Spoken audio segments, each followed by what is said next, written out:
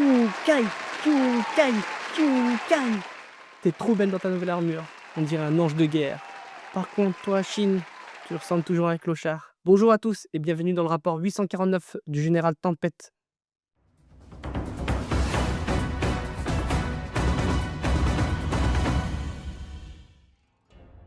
Cette semaine, j'ai vraiment cru qu'on allait voir Shin dans sa nouvelle tenue, mais vu que Hara ne veut pas le faire, je m'en suis occupé. Le chapitre s'ouvre avec Riboku qui quitte la capitale avec 50 000 voyous en plus. Dans le chapitre précédent, il était venu demander au roi Sen l'autorisation de partir en guerre. Au final, il lui a offert sur un plateau en or des troupes de la capitale. Il y a quand même Futei qui soulève que c'est un peu bizarre parce que le roi il est conciliant d'habitude. Et en vrai, il a raison d'être méfiant parce qu'à la capitale, il y en a pas mal qui veulent la tête de Riboku. Et de son côté, Kain elle boude parce que Riboku, pendant l'entretien avec le roi, il lui a proposé qu'après la guerre, il s'occupe de l'éduquer. Alors qu'elle, en vrai, elle voulait juste élever des moutons dans le nord, loin et hors de la guerre.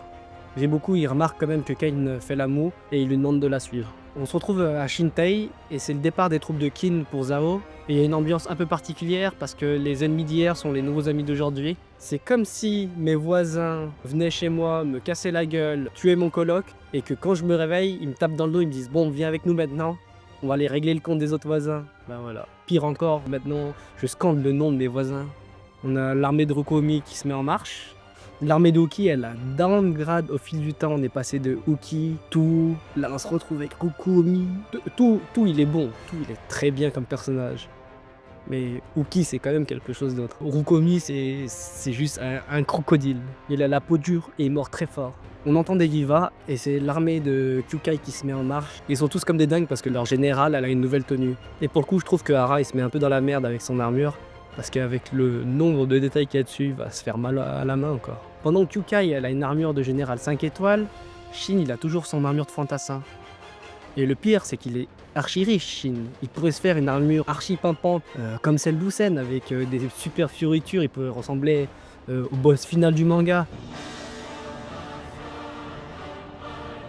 Mais il préfère garder sa petite armure. Mais en vrai, je vois où Hara veut en venir.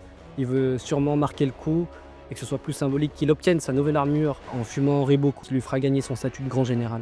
Shin il fait un petit discours qui se résume à « Toc toc bagarre ! Eux forts, mais nous encore plus forts. » Je vais taper Riboku et venger Qin une bonne fois pour toutes pour tous les généraux qu'il a pu défaire auparavant. Parce que la liste est longue. En fait, Riboku, il les a tous tapés au moins une fois.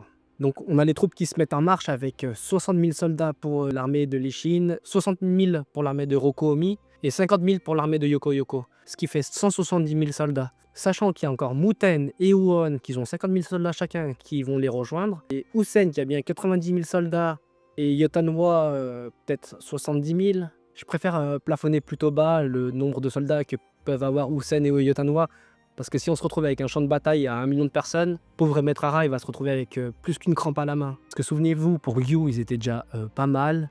Les pages, elles étaient surchargées. On avait des marées humaines contre d'autres marées humaines, tout le temps de la mêlée générale. C'en était oppressant de lire ces tomes-là où les gens ils se rentraient dedans et qu'il y en avait, il y avait plus de dessus, il y avait plus de dessous. Et ça a duré 15 tomes comme ça. Donc là, avec la guerre qui se prépare, s'il se remet dans un truc à 500 000 contre 500 000, mon pauvre, il va falloir faire des planches raisins, Hara. On se retrouve sur les murailles de Shintei avec Nei et tout qui regardent les troupes de Qin s'en aller. Et Nei, elle se rend compte que son état, il était tout petit parce que les troupes qui sont en marche pour Zhao sont bien plus importantes et conséquentes que ceux qui sont venus les attaquer. Sans compter qu'ils vont être rejoints par encore tous les autres généraux. Tout, il lui rappelle quand même que c'est Riboku en face, que c'est le meilleur stratège de Chine, donc il faut envoyer la gomme. Cette guerre sera l'une des plus violentes que la Chine ait jamais connue. Ah oui, monseigneur tout, mais toi, pourquoi tu vas pas?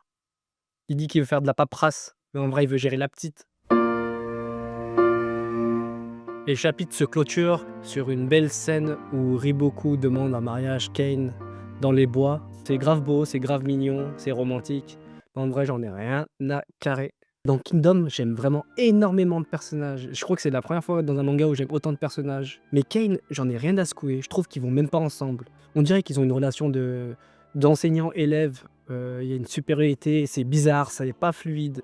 Moi, j'aime pas. Moi, j'approuve pas cet amour. Surtout qu'en plus, il y a le Buster Call qui arrive dans leur tronche, donc Toute cette mise en scène, c'est pour amplifier la future perte de Riboku en fait. Voilà, pour le prochain chapitre, je m'attends à avoir la conclusion de la demande en mariage, éventuellement un bref coup d'œil à l'état-major de Qin ou la réaction des autres royaumes pour cette nouvelle invasion de Qin sur Zhao. Et maintenant, c'est l'heure de vous montrer mon dessin de la semaine.